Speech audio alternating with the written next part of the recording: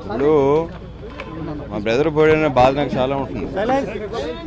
నాకు నా brother relationship సంగతి చాలామంది తెలియదు.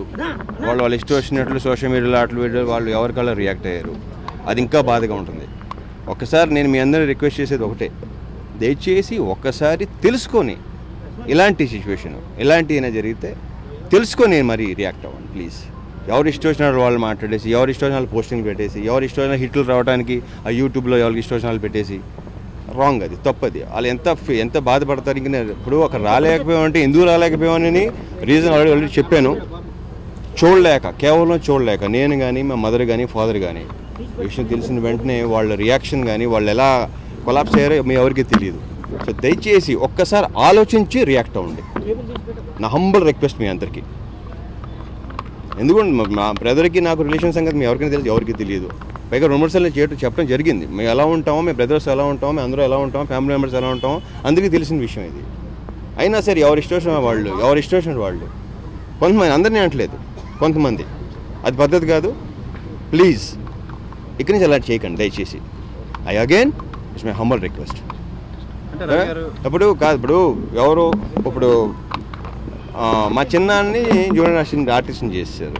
ఆయన చిన్నాన్న, మా ఫాదరు, ఆయన 80+ ఆయన న్యూస్ తెలిసిన వెంటనే ఆయన అసలు ఎలా అయిపోయారో నాకు తెలుస్తుంది. సో ఒకసారి తెలుసుకొని ప్లీజ్ తెలుసుకొని చెప్పండి.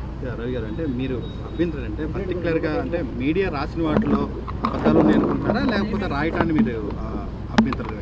ఎందుకంటే కాదండి, మీడియాలో అందరూ కాదండి, కొంతమందిని అంటున్నాను నేను. రవి గారు, ఆ రోజు మూర్తిరాజు గారు వచ్చారు, కానీ ఎట్ ద సేమ్ టైం ఒక బయట వ్యక్తి తోటి మీరు రెమ్యూనరేషన్ ఇచ్చి అక్కడ అదే రాంగ్.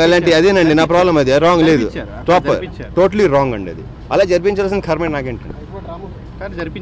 లేదు, రాంగ్, అది టోటలీ రాంగ్ న్యూస్ అండి. అదే చెప్తున్నాను నేను. అందుకనే ఒకసారి తెలుసుకొని రాంగ్, అది టోటలీ రాంగ్, ఫాల్స్ న్యూస్, అది టోటలీ రాంగ్. అదే అంటున్నాను. అలాంటి విని అలాంటి చదివి ఎలా ఉంటుంది ఒకసారి ఆలోచించండి ఒకసారి. అదే చెప్తున్నాను మీకు. రవి గారు, యాక్సిడెంట్ అయినప్పుడు తర్వాత కనీసం శవాన్ని ఇంటికి తీసుకెళ్లే పరిస్థితి కూడా అంటే అది ఇందాక చెప్పానండి, కేవలం చూడలేక ఎలా మాకేంటంటే ఆ లాస్ట్ ఇమేజ్ అలా ఉండిపోవాలని. మీకు అర్థమవుతుందండి? ఆ లాస్ట్ ఇమేజ్ ఎలా ఉందో అదే మైండ్లో ఉండాలని. అందుకే మా బ్రదర్కి మా చిన్నానికి కప్ చెప్పాను. అందుకే వాళ్ళని పంపించాను. వీళ్ళు చూసుకోవడం నేను సరిపోయాను. అది చెప్తాను. తెలవలేదండి, నెక్స్ట్ డే షూటింగ్. ఇప్పుడు ఒక 25 మంది ఆర్టిస్టుల కాంబినేషన్ ఉంటుంది. మళ్ళీ ఆ కాంబినేషన్ పట్టుకోవాలంటే ఎన్ని ఇబ్బందులు ఉంటాయో డెఫినెట్గా మీకు కూడా ఎంతో కొంత ఐడియా ఉంటుంది దాని గురించి. అందుకే చేయాల్సి వచ్చింది. మీరు ఆర్టిస్టులతో నవ్వుతూ సెల్ఫీ దిగిన ఫోటోలు రాంగ్ అండి. అసలు హరితేజ అనే యాక్ట్రెస్ ఇన్స్టాగ్రామ్ లో పోస్ట్ చేసింది కూడా మీడియా అంటే నవ్వుతూ అంటే కాదు. అక్కడ అంటే మీరు మీడియా రాసిన వార్తల్ని ఖండించకుండా మీడియా వ్యవహారాన్ని తప్పుపడితే అది వేరు. కానీ మీరు ఏమంటున్నారంటే రాసినటువంటి మీడియాని చాలా పత్రికలు రాశాయి, వాస్తవాన్ని రిపోర్ట్ చేస్తే కూడా దాన్ని మీరు తప్పుపడతారు. ఎందుకంటే అక్కడికి ఒక వ్యక్తి వచ్చాడు, ప్రసాద్ అనే మీ ఇంట్లో పనిచేసే ఒక పూజారి, అతను మాట్లాడాడు, అతనికి రెమ్యూనరేషన్ ఇచ్చాడు, ఆ విషయాలన్నీ కూడా పత్రికల్లో వచ్చాయి. పత్రికల్ని తప్పుపట్టడం అనేది తప్పు కదా? పత్రికలు తప్పట్లేదండి. నేను మీకు ఆల్రెడీ క్లియర్గా చెప్పాను. మీకు నేను పత్రికలు తప్పట్లేదు. ఇక్కడ ముందు తెలుసుకోండి.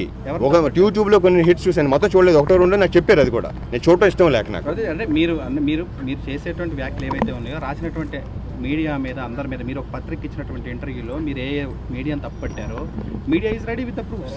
అంటే ఆ రోజు జరిగినటువంటి విషయాల మీద అదే అంటున్నానండి. వస్తాను మళ్ళీ చేసిన మాట వాస్తవం కదా. మీ మదర్ ఆ రోజు జరిగినటువంటి అంత్యక్రియలు కానీ వాటన్నిటిని కానీ ఒక 5-6 సార్లు కాల్ చేసి మీ మదర్ కానీ మీ ఫ్యామిలీ మెంబర్స్ ఫాలో అప్ చేసిన విషయాన్ని కూడా మీడియా ప్రస్తావించింది. దాన్ని కూడా మీరు తప్పుపడుతున్నారు. మీ బ్రదర్ అంత్యక్రియలకు వెళ్ళటం లేదా అనేది మీ వ్యక్తిగతమైన విషయం. కానీ మీడియా రాసినటువంటి విషయాల మీద మీడియాని మీరు బ్లేమ్ చేస్తూ ఉండటం అనేది ఎంతవరకు కరెక్ట్ అని కాదండి. నేను చెప్పేది రాంగ్ న్యూస్లు ఒక్కసారి ఆలోచించి వేయాలి, అంత దారుణంగా ఉండకూడదు అనేది నా పాయింట్ అండి. అసలు మీరు థ్యాంక్ యూ వెరీ మచ్.